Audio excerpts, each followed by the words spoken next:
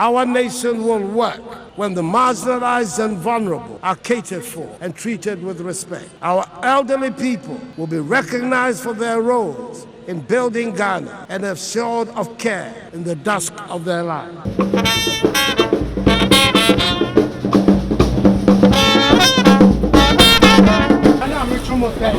You are not showing respect to us. You have sent several letters and reminders. So you want to tell us that you've not received any reminder, you've not received any letter to this effect? I brought the minister a letter last Friday. I brought the letter myself. My problem with this whole thing is the destruction of the image of this nation, and something that is being done which will last for generations, because you don't solve your problems by sacrificing your aged. That's the last thing you should do, especially when you don't have any services that are specially geared at the comfort and the relief of the aged. I find this wicked, I find it disrespectful, I find it totally wrong, period. I'm disappointed in what is going on now with the government and the financial sector. We have so many people among us, and people are dying over this. Why is it a crime to do an investment in this Ghana here? If it's a crime, I'm asking you, gentlemen, answer me.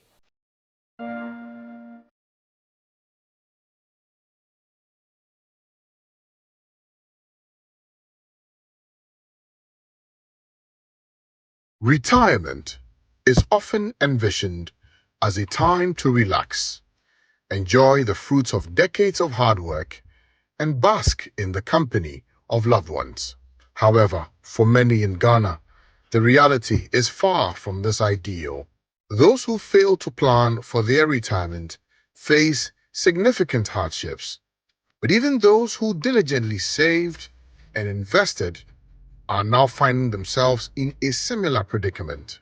Unfortunately, the Domestic Debt Exchange Program, aimed at restructuring Ghana's debt, has led to the freezing and restructuring of domestic bonds. This has caused immense distress for bondholders, particularly retirees who rely on these investments for their livelihood.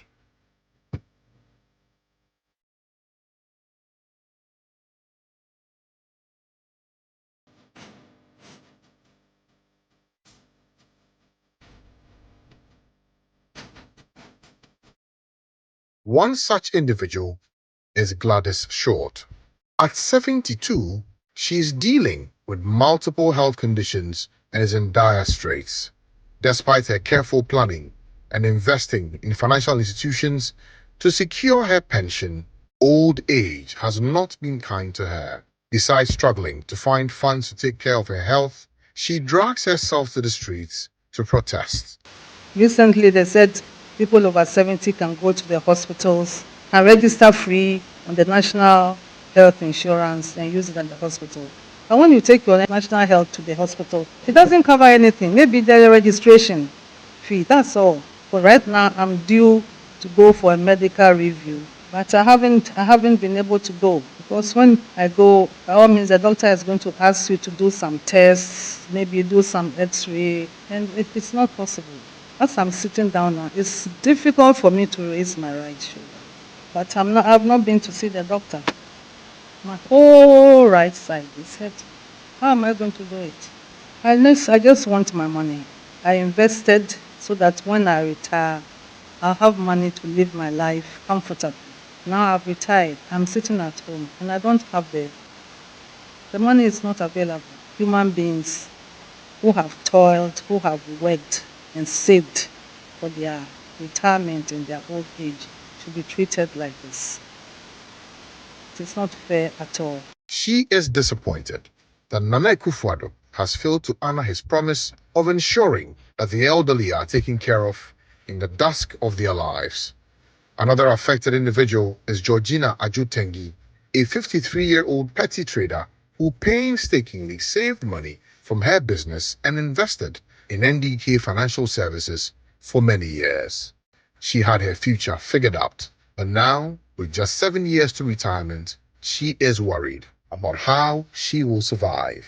Georgina has developed a spinal problem, and funding her treatment has become a major concern. That is my child. I didn't went and still. I didn't do any government work. I do a pampemu store. And now, my spine. And now, I'm sick. That bank have been registered. If they couldn't pay me, Bank of Ghana or government will come in and pay us. Feeling pain every day, crying. I don't even know how to put it. Sometimes food to eat. If you give it to dog, they will eat it. If you give it to their dogs, they will never eat it. Why should that be? Common prescription they've given to me from last month. Last month, I couldn't buy it. And this arthritis, they asked me to go to Kolebu orthopedic. If I'm coming, I should bring 3,000. Where am I going to get it from? Where am I going to get that 3,000 from? On Wednesday, March 27, 2024, members of the Locked Up Investment Holders Forum, whose monies had been locked up for over 4 years in distressed financial institutions such as NDK Financial Services, SDC Financial Services, SIC Savings and Loans, and Bond Savings and Loans, staged a protest against the Ministry of Finance and the Bank of Ghana.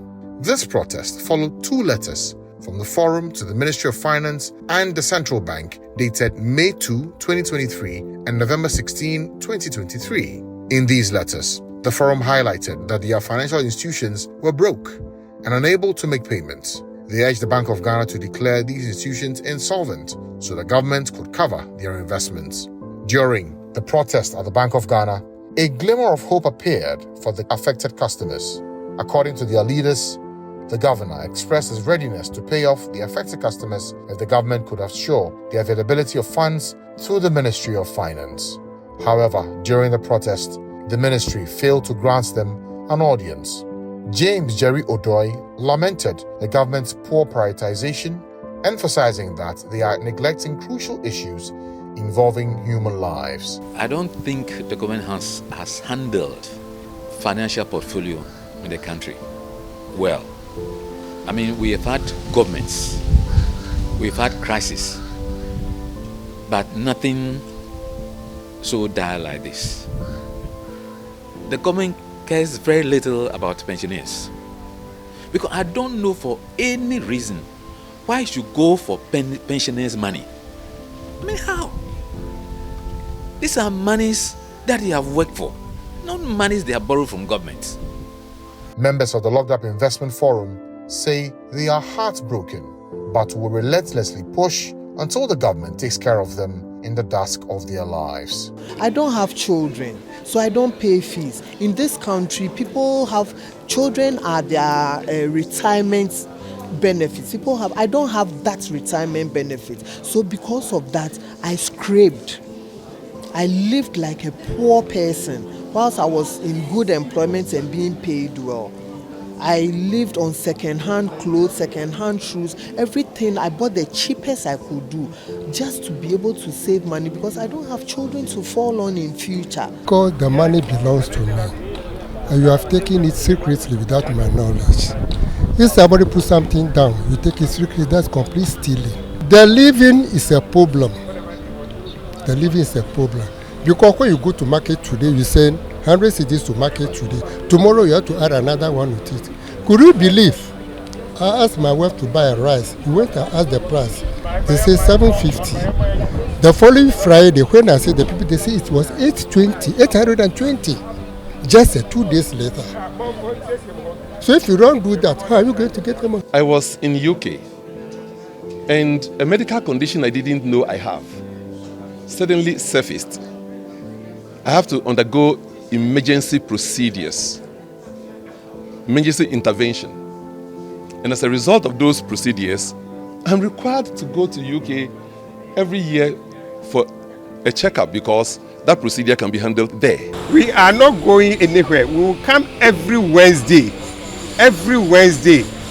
as the world still is around. we will come every Wednesday until the Minister of Finance makes financial provision for the Bank of Ghana to revoke these licenses and pay us our local funds, just as it was done in 2017-2018. There is nothing to be negotiated for. The 16th President of the United States, Abraham Lincoln, once said, "Any nation that does not honor its heroes will not long endure." Ghana is reeling under the impact of economic distress. But should the elderly in society be sacrificed? For GHOne Television and Star FM, this is Calvin Powell.